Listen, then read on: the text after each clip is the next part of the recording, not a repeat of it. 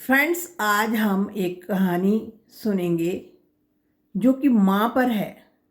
माँ सबसे दुनिया का सबसे पवित्र और खुशनुमा शब्द है। तो आज एक माँ की ऐसी कहानी सुनते हैं जो कि बहुत ही दर्दनाक है, जिसको सुनते ही आपका मन जो है माँ के प्रति श्रद्धा से नतमस्तक हो जाएगा। तो एक गांव में एक परिवार रहता था, माँ बेटा और उन तीन तीन लोग रहते थे। बड़े खुश थे। तो बेटा जब बड़ा हुआ तो पिता का देहांत हो गया। अब माँ उसके साथ रहने लगी। माँ उसके साथ रहती तो अब जो उसके बेटे का घर था, उसकी बहू जो थी, बेटे की जो पत्नी थी ना, वो माँ को पसंद नहीं करती थी। वो नहीं चाहती थी कि वो यहाँ रहे, वो उसको डिसलाइक करती थी। और वही हाल उसके बच्चों का था। बच्चे भी जो थे वो भी माँ को पसंद, अपनी दादी को पसंद ही नहीं करते थे कि ये कौन है, हमें नहीं पसंद ये है, ऐसा वो सोचते थे। लेकिन बेटा जो था माँ से प्यार करता था। लेकिन वो धीरे धीरे धीरे धीरे करके जो है ना, वो मतलब जैसे उसके प्रेशर डालते हैं, उसकी वाइफ ही प्रेशर डालती थी कि माँ ये अच्छी नहीं है, माँ को गांव छोड़ आओ। और एक दिन क्या हुआ कि अब जो बेटा है ना, बेटा एक बहुत बड़ा आईएएस ऑफिसर है, बहुत बड़ी पोजीशन पर बैठा है, माँ ने उसको मेहनत करके बनाया है। लेकिन उसके परिवार के लोग जो है ये पसंद नहीं करते। तो ठीक है, क्योंकि उसकी माँ जो है एक आंख से अंधी थी और उसकी पीठ जो है कुब पड़ा हुआ था, यानी कुबड़ी थी वो, यानी पीठ झुकी हुई रहती थी।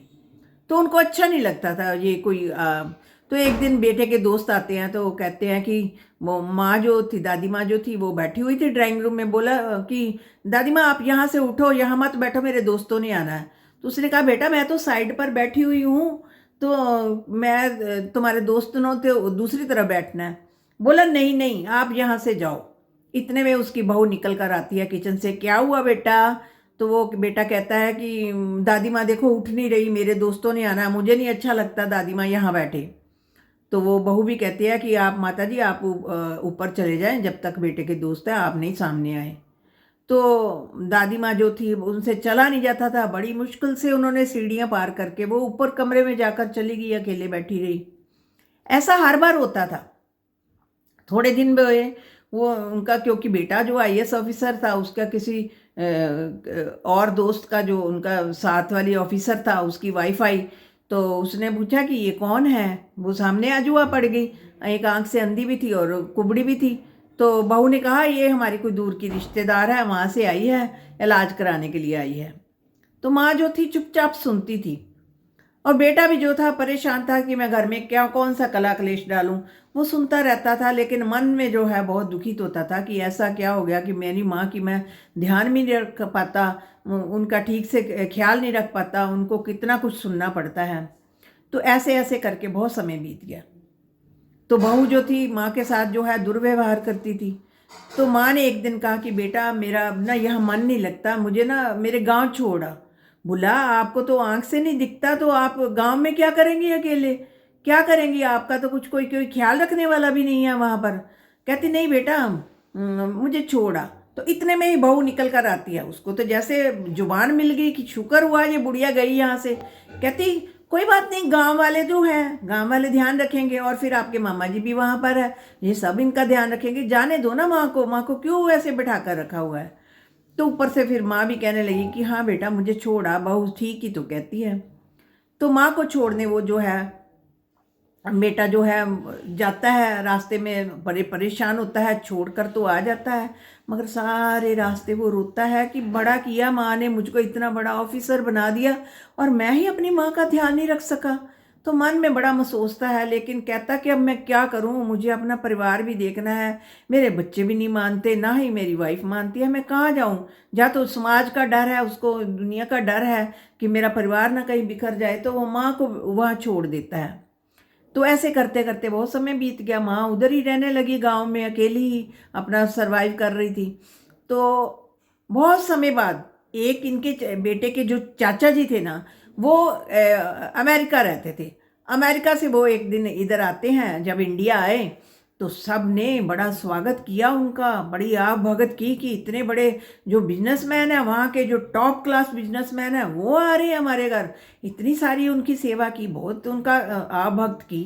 तो आते ही उन्होंने पूछा भाभी कहाँ है, यानी इस बेटे की माँ जो थी वो उनकी भाभी लगी ना, भाभी कहाँ है। तो उन्होंने कहा कि माँ जो है गांव में रहती है। बोले माँ अकेली कैसे गांव में रहती है और आप सब यहाँ। तो उन्होंने ना बेटे को बहुत झाड़ लगाई कि तुमने माँ का कोई ख्याल नहीं रखा, ये है वो है। और उसकी बहू को भी कुछ बहुत कुछ सुना दिया कि इसलिए माँ को छोड़ कर आए हो कि क्योंकि माँ एक आंख से अंधी है, कुबड़ी है, आपकी जो शान शौकत में फ़र्क पड़ता है। तो उन्होंने कहा कि चलो अब हम सब जो बेटे दोनों चुप रहे, बहू और बेटा दोनों चुप रहे।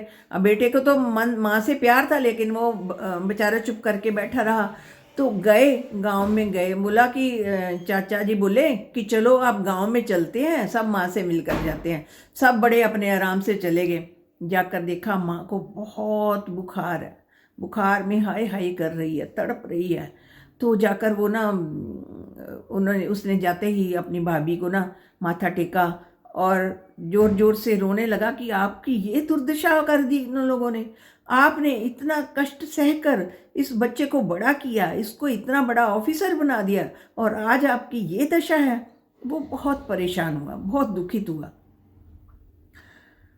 तो उसने, चाचा जी ने उसी टाइम जो है इनके कान खोले, बेटे को बोला कि बेटा जब तू 1 वर्ष का था ना, तो छत पर से नीचे गिर गया था।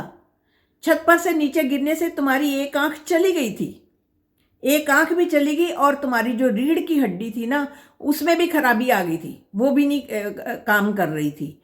तो उस वक्त तुम्हारी इसी माँ ने अपनी आंख दी थी तुमको, अपनी आंख एक दी थी, और बोन मैरो जो थी आपको दी थी। और तब आज ये तुम इतने सुंदर लग रहे हो, इतने बड़े ऑफिसर बने हो, ये इस माँ के कारण बने हो। और आज तुमने अपनी माँ को ऐसे छोड़कर कलंकित कर दिया अपने आप को, तुम कैसी औलाद हो।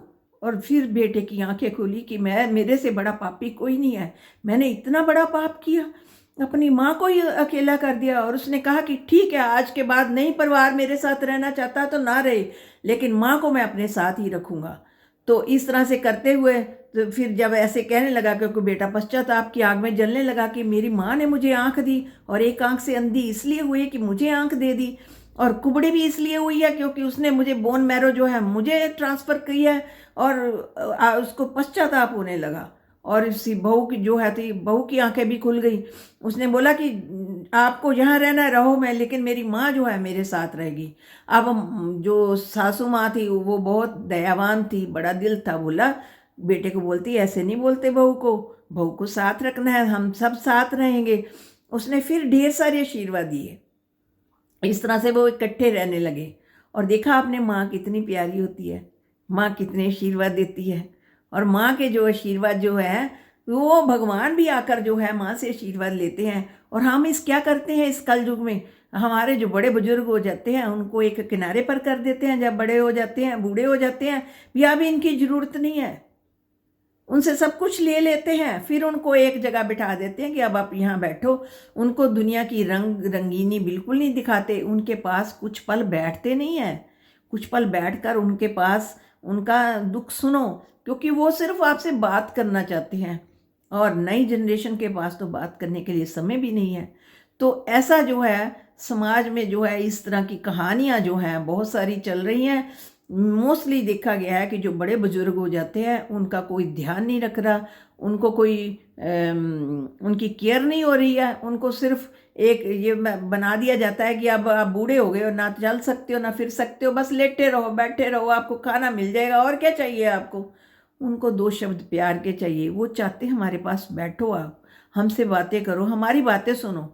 लेकिन न्यू जनरेशन के पास समय ही नहीं होता, वो उनकी बातें ही नहीं सुनना चाहती, वो अपनी दुनिया में, फ़ोन की दुनिया में मस्त है। तो आज की कहानी जो थी बहुत दर्दनाक थी। एक माँ की जो माँ ने जो बेटे के लिए त्याग किया था उस पर कहानी है। तो हम सबको अपने बड़े बुजुर्गों से ढेर सारा प्यार करना है, उनको ढेर सारी खुशियाँ देनी है, क्योंकि ये उनका समय है खुशियाँ लेने का। उन्होंने हमें बहुत कुछ दिया है, अब हमारी बारी है। शुक्रिया फ्रेंड्स।